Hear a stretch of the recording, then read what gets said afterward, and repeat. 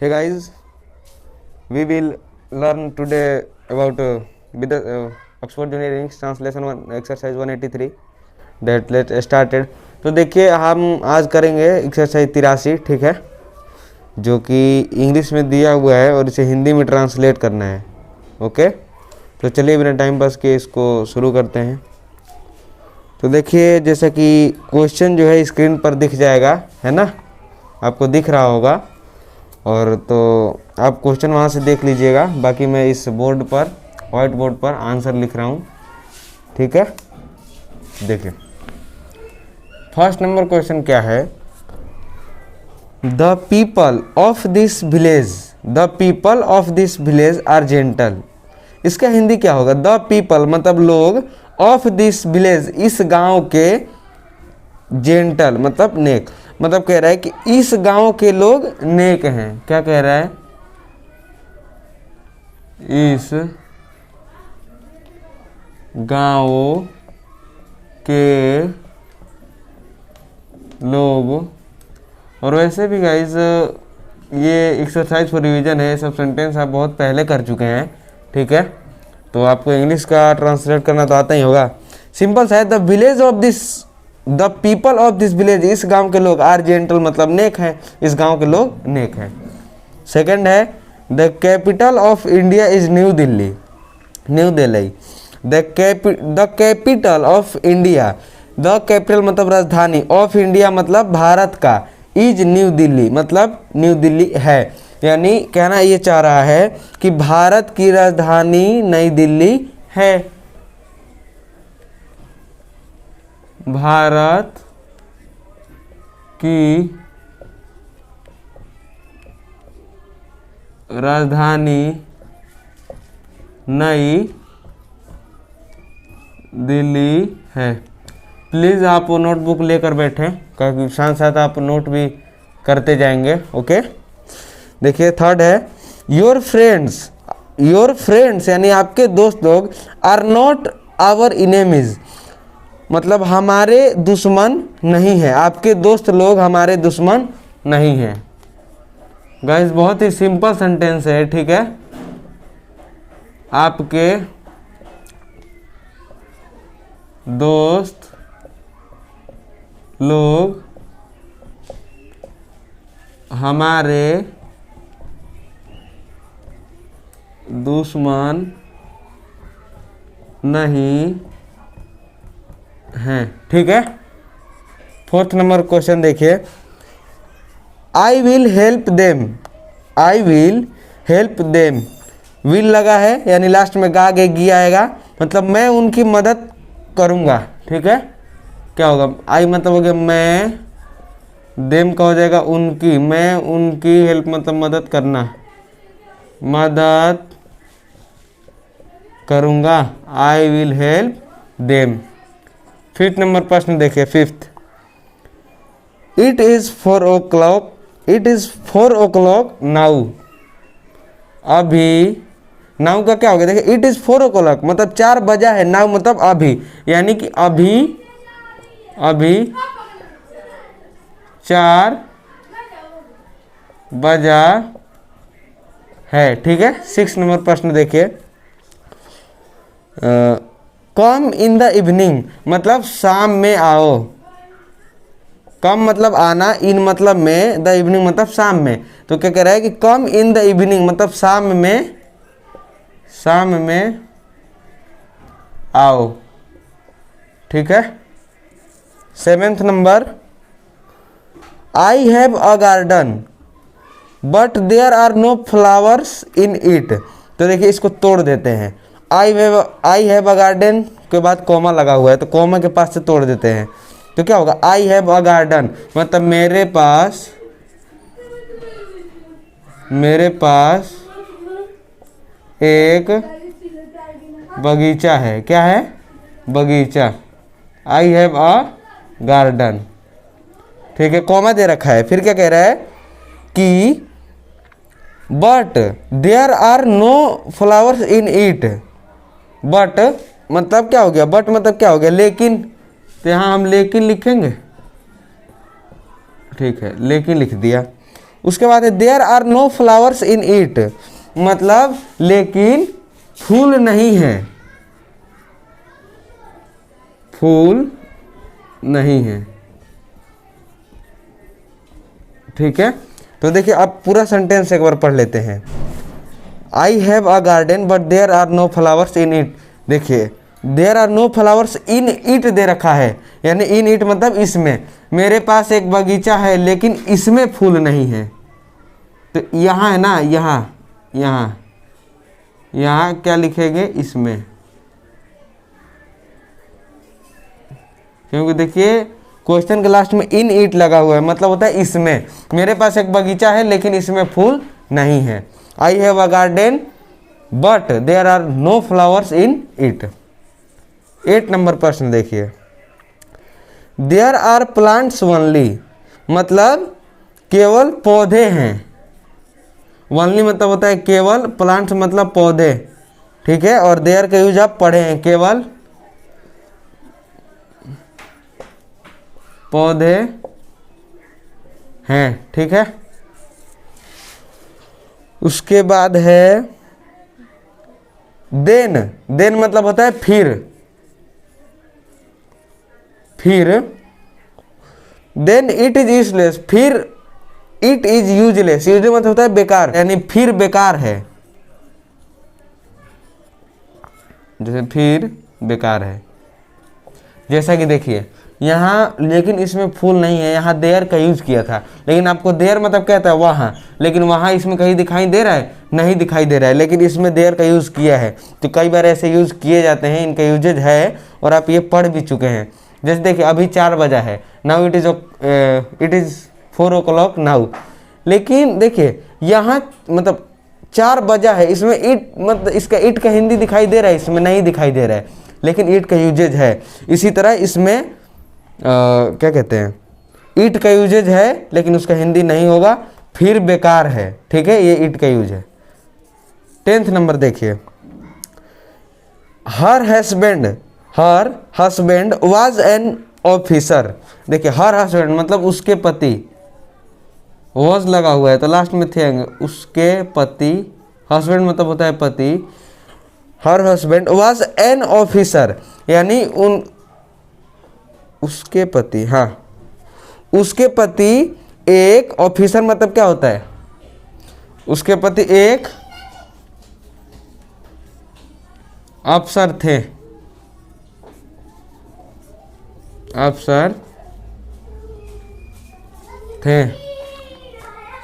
ठीक है, क्वेश्चन क्या है, her husband was an officer, उसके पति एक ऑफिसर थे। ठीक है, या फिर आप ऐसे भी कह सकते हैं कि उसका पति एक अफसर था, क्योंकि वॉज का यूज कर रखा है, और वॉज जो है ना वो सिंगल में यूज हो जाए, सिंगल में ही, सी, इट या एनी नेम के साथ वॉज का प्रयोग किया जाता है। ठीक है, तो ये पति जो है, पति एक ही होता है तो अकेला है, तो इसलिए आप ऐसा लिख सकते हैं कि उसका पति एक अफसर था। ये भी गलत नहीं होगा, ये रिस्पेक्ट के साथ बोल रहे हैं, लेकिन उसमें थोड़ा सा अनरिस्पेक्टेड हो जाएगा कि उसका पति एक अफसर था। ठीक है, तो चलिए 11 नंबर क्वेश्चन के लिए मिटाना पड़ेगा इसे, तो आप एक काम करिए, अभी इसका स्क्रीनशॉट ले लीजिए। ठीक है, तो लीजिए स्क्रीनशॉट। तो भाई साहब हम जो हैं अभी 10 क्वेश्चन कर चुके थे शायद, है ना, तो हम 10 क्वेश्चन कर लिए हैं। ठीक है ना, तो लेकिन वो जो था ना, वो क्या कहते हैं, her husband was an officer, उसके पति एक अफसर थे, ये हमने कर लिया था, लेकिन उसी में कॉमा लगा के एक और लिखा हुआ है, yet she was not happy. Yet मतलब होता है फिर भी। 10 का देखिए हम क्या था, उसका पति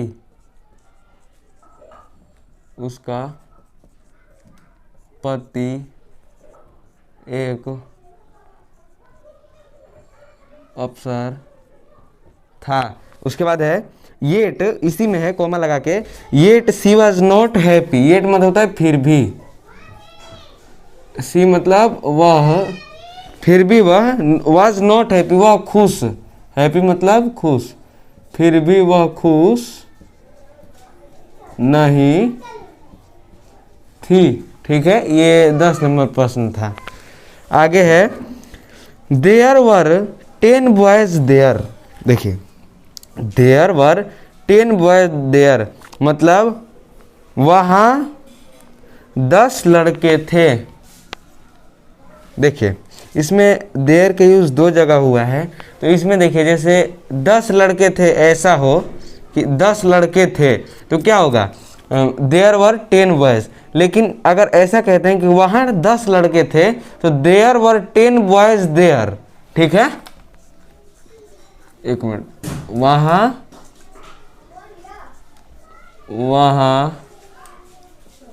10 लड़के थे। ठीक है, 12th नंबर क्वेश्चन देखिए, आई सा देम, आई सा देम। देखिए सी मतलब होता है देखना, सा मतलब होता है देखा, इसका सेकंड फॉर्म है। तो आई सा मैंने देखा, देम मतलब उनको, मैंने उनको देखा या मैं उनको देखा, मैंने उनको देखा या मैंने उन्हें देखा, कुछ भी कह सकते हैं यहाँ। Okay, did you go to Patna, full stop इसलिए हमने दे दिया खड़ी। ठीक है, आगे है did you go to Patna, तो इसका क्या होगा, डिड लग गया है इसमें। तो आपको पता होगा कि जो पास्ट है ना, पास्ट में जब पास्ट में प्रश्न पूछा जाता है तो हम डिड का यूज करते हैं। तो ठीक है, तो लिखा है डिड यू, मतलब क्या आप पटना गए, है ना, यही होगा ना पास्ट में, क्या आप पटना गए, क्या आप पटना गए, पास्ट में ऐसे बनाएंगे ना। 40 नंबर प्रश्न देखिए, यहाँ फुल स्टॉप पे देखिए, क्वेश्चन पूछ रहे हैं तो क्वेश्चन मार्क लगाएंगे। Why have you not remembered your lesson, why have you not remembered your lesson. तो देखिए इसमें हैव लगा है, यानी ये, और प्रेजेंट में हैव यूज करते हैं आपको पता है, और पास्ट में हैड, तो इसमें हैव लगा हुआ है, तो यानी ये तो प्रेजेंट है, और इसमें रिमेंबर्ड लगा हुआ है थर्ड फॉर्म। तो प्रेजेंट में, प्रेजेंट परफेक्ट टेंस में थर्ड फॉर्म का यूज होता है। तो इतना पता चल गया कि ये प्रेजेंट परफेक्ट है। तो क्या कह रहा है कि why have you not remembered your lesson, मतलब आपने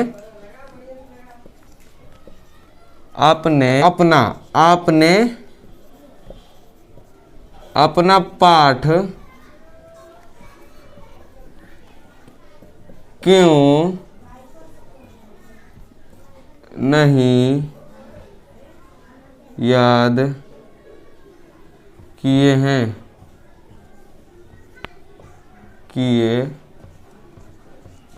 ठीक है, ठीक है, देखिए 15 नंबर प्रश्न देखिए, उसके बाद है why can he not do this. कह रहा है वाई कैन ही, वह डू दिस, डू मतलब करना, दिस मतलब इस, यहाँ दिस का मतलब इस होगा, और ही मतलब वह, वाई मतलब क्यों, कैन मतलब क्या होता है, सकना, सकता। तो वह इस काम को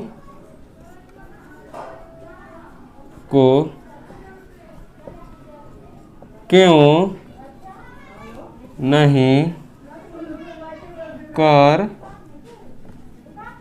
सकता है, वाई कैन, हाँ, why can he not do this, काम नहीं होगा। देखिए कह रहा है कि why can he not do this, वह इसे क्यों नहीं कर सकता।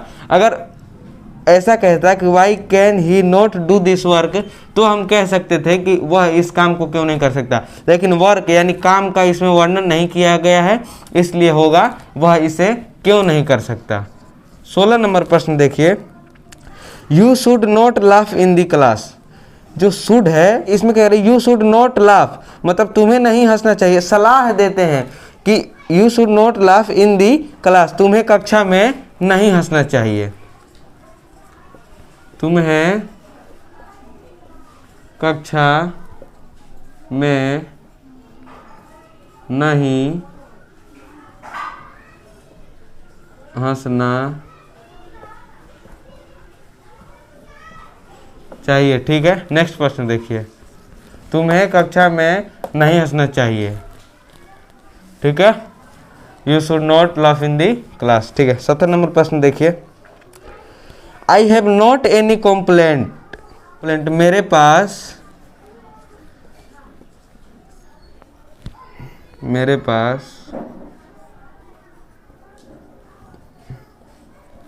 कोई शिकायत नहीं है ना।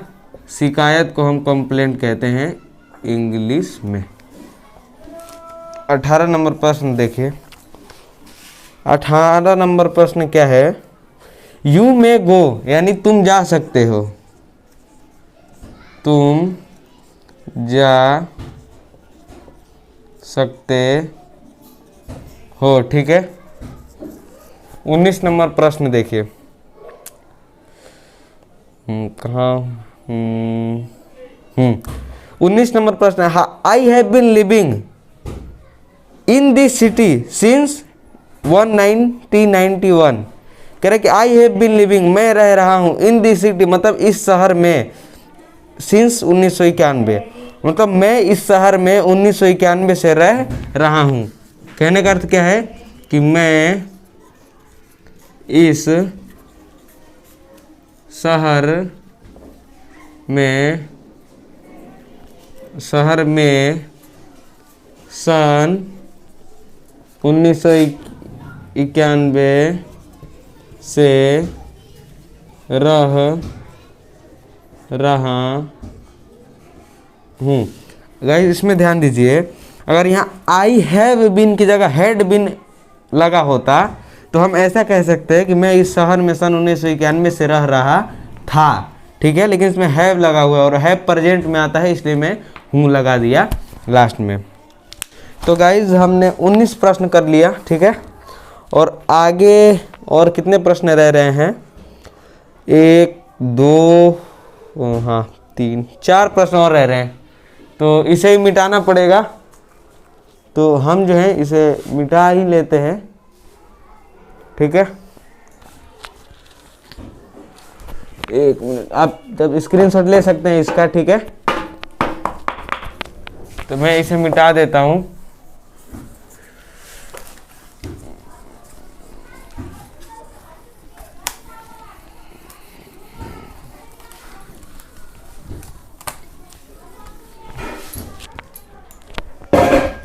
तो देखिए यहाँ 4 प्रश्न कौन सा 19 नंबर तक हो गया था। 20 नंबर प्रश्न आप देख लीजिए, हाउ डू यू लिव। देखिए डू किस में यूज किया जाता है, प्रेजेंट टेंस में यूज किया जाता है। ठीक है, तो हाउ मतलब कैसे, डू किया जाता है प्रेजेंट टेंस में यूज, यू मतलब तुम, लिव मतलब रहना। तो कह रहा है कि तुम कैसे रहते हो, यही होगा ना प्रेजेंट में, तुम कैसे रहते हो। 21 नंबर प्रश्न क्या है, आई लिव हैप्पीली, मैं खुश रहता हूं। मैं, या फिर यहाँ हैप्पी, आई लिव हैप्पी होता फिर भी आप देख सकते हैं मैं खुश रहता हूं, लेकिन यहाँ करें आई हैव हैप्पीली, मैं खुशी से रहता हूं, मैं खुशी से रहता हूं। ठीक है, 22 नंबर प्रश्न देखिए, डिड यू मीट हिम। मैंने आपको अभी बताया कि डिड जो है पास्ट टेंस में किसी से प्रश्न पूछने के लिए यूज किया जाता है। तो इसने क्या कहा है, डिड यू मीट हिम, क्या आप उससे मिले, क्या आप उससे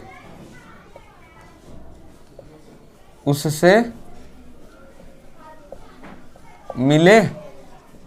लास्ट प्रश्न। ठीक है, लास्ट प्रश्न अब करेंगे। तो गाइस लास्ट प्रश्न करने से पहले अगर आप इस वीडियो से थोड़ी सी भी हेल्प ले पा रहे हैं, आपको समझ आ रहा है, तो प्लीज़ हमारे वीडियो को लाइक ज़रूर कीजिएगा।